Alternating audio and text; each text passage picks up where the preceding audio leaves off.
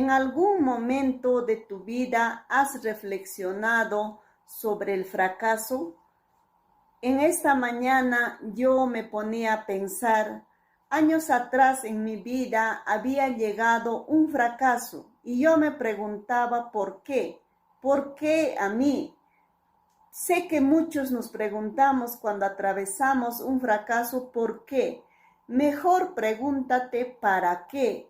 Un fracaso en nuestra vida llega disfrazado de bendición. Tienes que pasar ese proceso, ese desierto, para que Dios te pueda enseñar o mostrar nuevas oportunidades, para que Dios pueda mostrarnos nuevas bendiciones.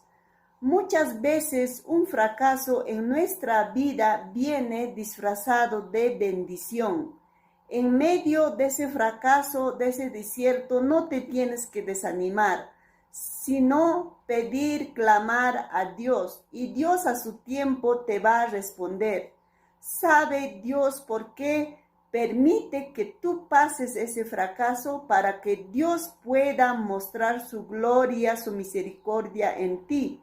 Su palabra dice, la gloria postrera será mayor que la primera. Confía en Dios en medio de tu desierto, que todo es pasajero.